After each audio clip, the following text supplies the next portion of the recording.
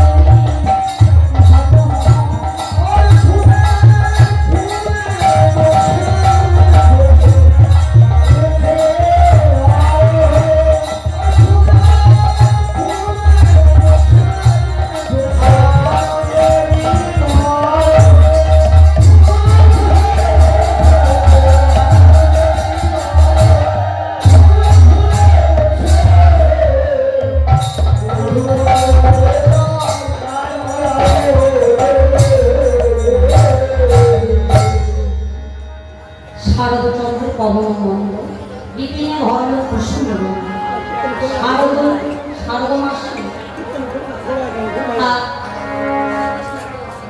পূর্ণচন্দ্র হয়ে উঠেছে। আর সিন্ধুবনে পবন বলতে বাতাস, আর বাতাসীরা আজ তারা মৃদু মৃদু বলছে, কেননা আজকে ভগবানের রাসলীলা হবে তো। এদিকে বৃক্ষ তরুলতায় আজ কত পুষ্প প্রস্ফুটিত হয়ে গেছে। বাবা, পুষ্পটা প্রস্ফুটিত হয়েছে। আচ্ছা, একটা যদি বীজ রোপণ করা হয়, বীজ থেকে অঙ্কুরিত হয়, এই অঙ্কুরিত থেকে গাছ বের হয়, তার থেকে ডাল পাতা শাখা প্রশাখা হয়, তার মধ্যে পুষ্প প্রস্ফুটিত হয়। পুষ্প যে প্রস্ফুটিত হয়, ফুলগুলো যে ফুটে, তারা কি একসঙ্গে ফুটে? ডালে ডালে প্রত্যেক ডালে ডালে ফুলগুলো ফুটে এক ফোঁটা হয়ে একসঙ্গে কি ফুটে না? একসঙ্গে তারা ফুটে না। কিন্তু আজকে দেখো মা, আজকে নিধুবনে একসঙ্গে প্রস্ফুটিত হয়েছে, যাদের ফোটার বয়স হয়নি আজ তারা ফুটেছে। কেননা প্রমাণটা রয়ে গেছে আজকে নবমী নবমী।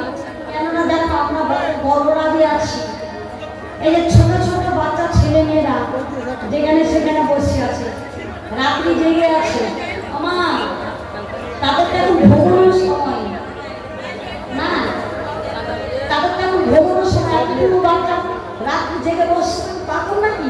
হ্যাঁ, কিন্তু আজকে দেখো আজ ভগবানের কি মহিমা, আজ তারা ভগবানের রাস্তা দেখবে বলে আজ তারা জেগে বসে আছে। আমরা না হয় রাস্তা বুঝি, তারা কি বুঝে? তারা তো রাস্তা বোঝে না। দেখো কিন্তু ভগবানের কি মহিমা যে তারা আজকে পুষ্পের মতো প্রস্ফুটিত হয়ে, তাদের তো শিক্ষা হয়নি, তাদের তো বয়স হয়নি, তবু দেখো আজ তারা পুষ্পের মতো প্রস্ফুটিত হয়ে নিশি জাগরণ করে তারা রাস্তা দেখবে তারা বসে আছে।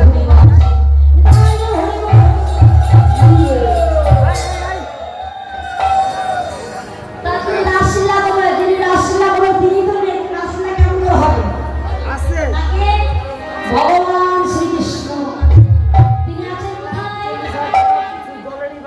তিনি আছেন ওই যশোদা মায়ের কাছে।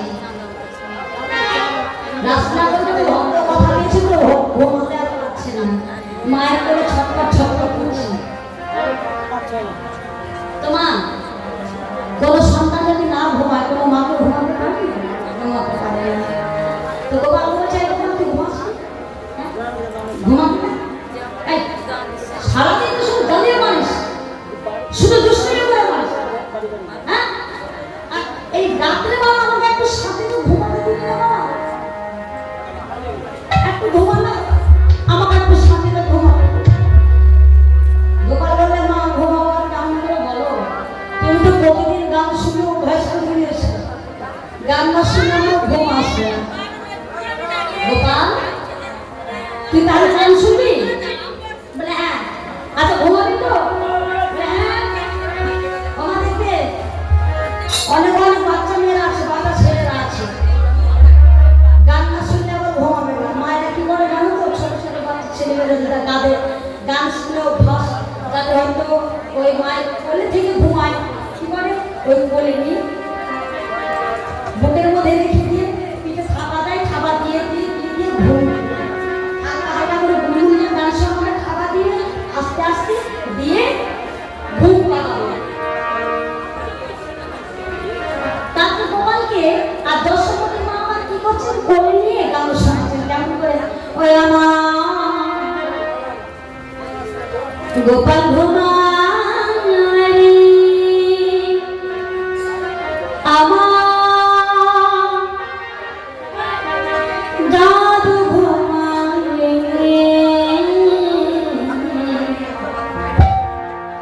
গোপাল ঘুমালে জাদু গোপাল ঘুমালে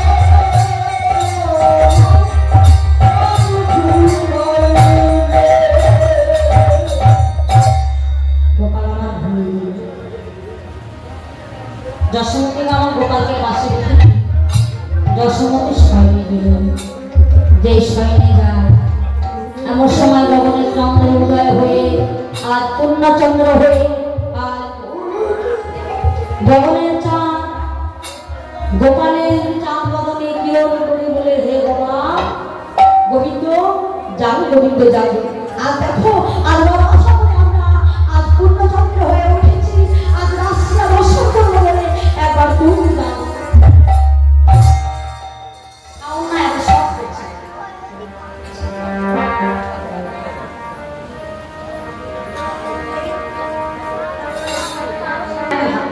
কেন বলে উপরে ভগবান নিজে হয়েছে মায়ের জ্ঞান মায়ের যদি ভালো হয় গানটা ভালো হয় আর মায়ের গান না থাকলে গান করে শান্তি পাওয়া যাবে গানটাই ভালো হবে মারা হয়ে যাবে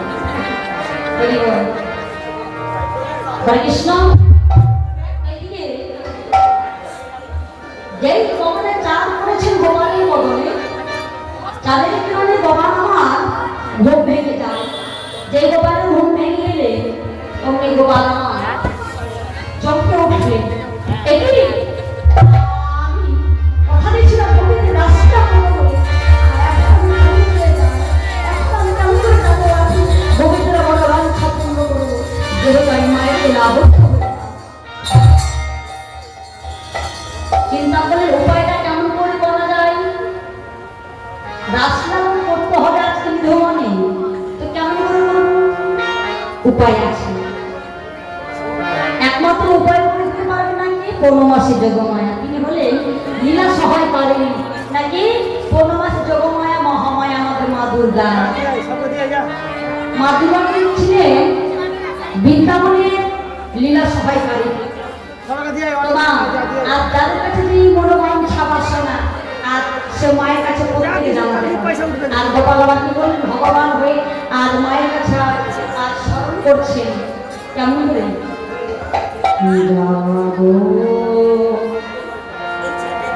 তুমি যা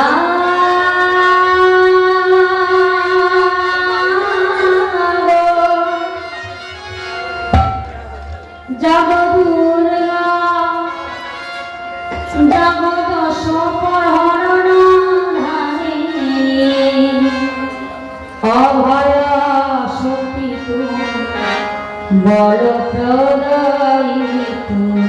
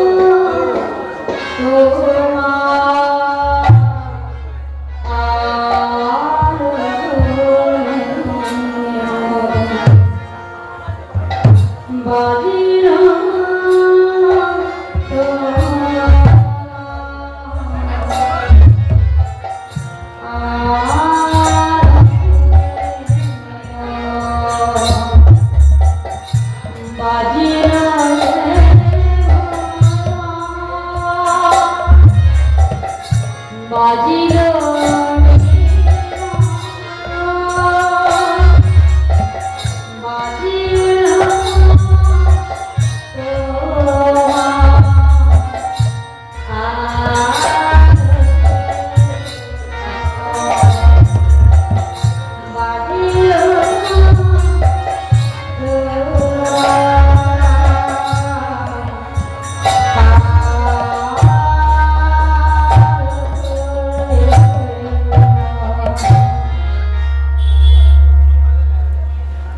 গোপালের স্মরণার্থ বনবাসী দেবমায়া গোপালের কাছে এসে বলেন, গোপাল তুমি ওই স্মরণ করেছ, আজ আমি তোমার স্মরণে মুগ্ধ হয়ে আর থাকতে পারলাম না, বলো আজ তুমি আমার কাছে কি দরকার, কি সহযোগিতা চাও বলো।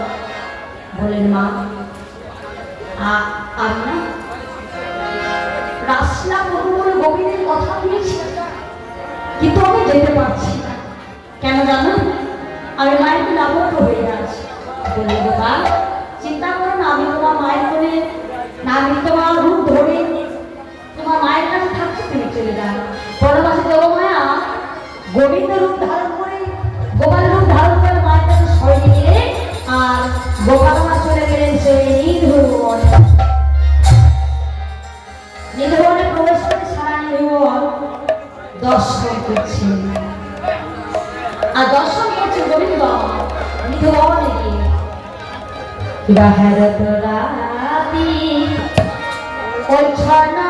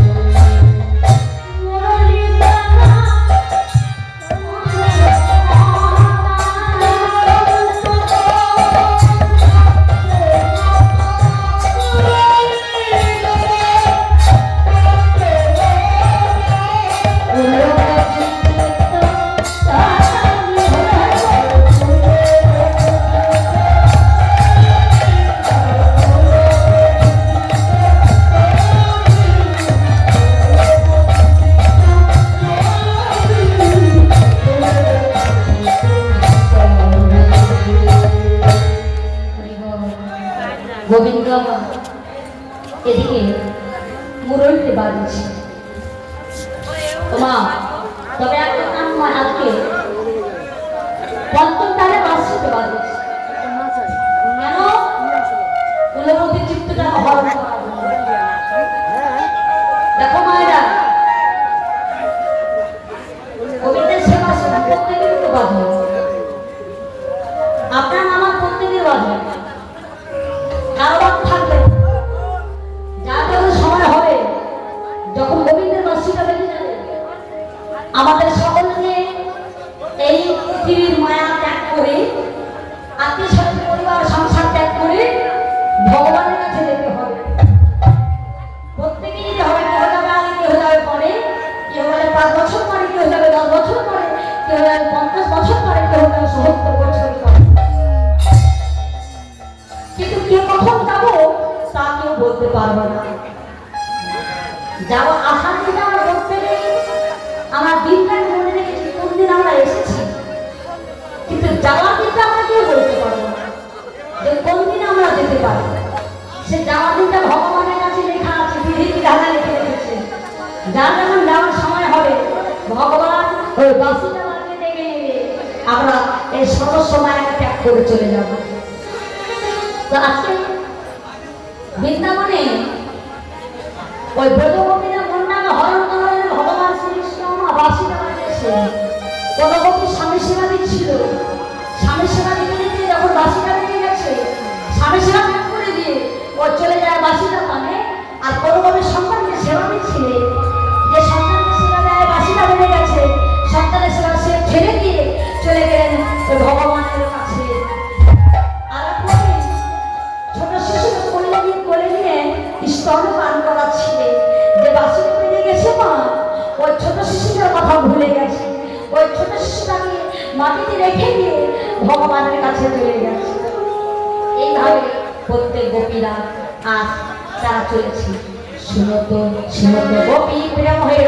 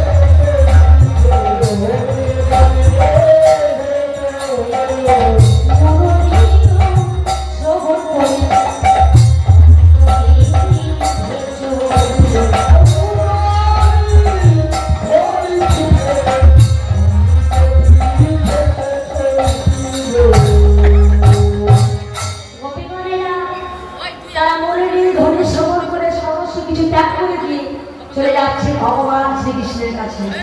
এবার